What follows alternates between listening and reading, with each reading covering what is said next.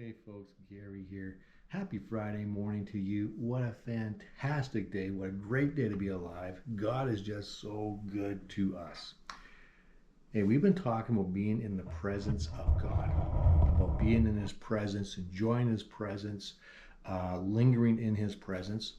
And I thought we should probably look at Matthew 17 and the transfiguration, and let's see how that plays out. So Matthew 17, starting in verse 1, it goes like this. 6 days later, Jesus took Peter and the two brothers, James and John, and led them up a high mountain to be alone. Remember, like Moses is always going up in these mountains, right? But so that's kind of a neat thing there. But it goes on here. As the men watched, Jesus' appearance was transformed so that his face shone like the sun and his clothes became as white as light. Now, can you imagine that? You're with your friend. You know he's pretty special, but you don't know exactly everything about him. You know he's pretty special, and all of a sudden, you can't even look at him. Have you ever tried looking at the sun? You shouldn't, right? His face is like, it's like, wow, I can't even look at you. Like, wow.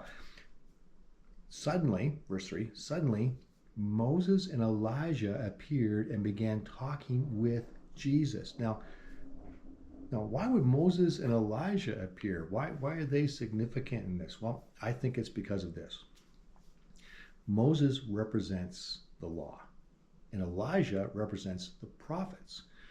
And we know that Jesus, because he said this several times, that he didn't come to abolish the law and the prophets. He came to fulfill the law and the prophets. He came to fulfill them. Now, we look at the law and the prophets, and sometimes we can get the idea that the law and the prophets are condemning. Like if we look at the Old Testament, it's like, oh, they have nothing good to say. They're always condemning me. The law condemns me. It's always condemning me. The prophets are always condemning me.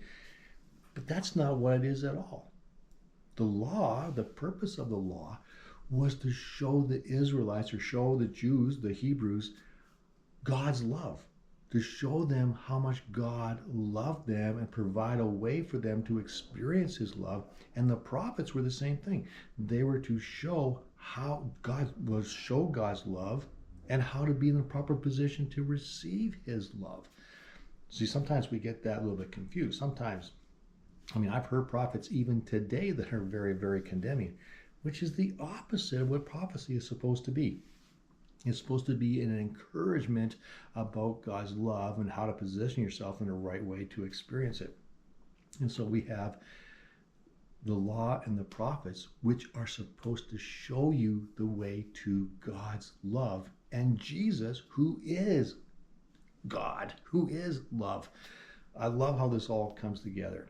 Well, verse 4, Peter exclaims, Lord, because Peter kind of misses this. He doesn't catch on, which I probably wouldn't either. But verse 4, Peter exclaimed, Lord, it is wonderful for us to be up here. If you want, I will make 3 shelters as memorials. I'll build you 3 tabernacles right now. I'll build these 3 houses, right? One for you, one for Moses, and one for Elijah. Peter wants to stay there forever. He wants them to stay there forever.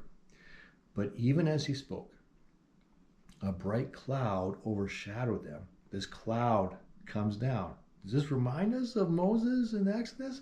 So even as he spoke, a bright cloud overshadowed them, and a voice from the cloud said, This is my dearly loved Son, who brings me great joy. Listen to him. The disciples were terrified, and they fell face down on the ground. God is just so awesome and amazing. It's overwhelming, and they fall on the ground. But what does he say? He says, This is my Son. This is God. This is the Son of God. Jesus is God. Listen to him. Listen to him. Spend time, listen. He's showing you the love of God. He is becoming the fulfillment of everything that needs to happen. He is becoming the righteousness that we all get to live in now, that happens on the cross. He brings us to the love of God. The thing that the law and the prophets were supposed to do, Jesus is going to accomplish that. Oh, that is just so cool. Then verse 7. Then Jesus came over and touched them. Get up, he said. Don't be afraid. And when they looked up, Moses and Elijah were gone, and they only saw Jesus. Because that's what really mattered. Jesus is the fulfillment of the law and the prophets. He is a fulfillment of that love. He's the one who makes it all right. And that's just really cool. So that's the message for Friday. Have a fantastic day. We'll see you tomorrow. Thanks for watching.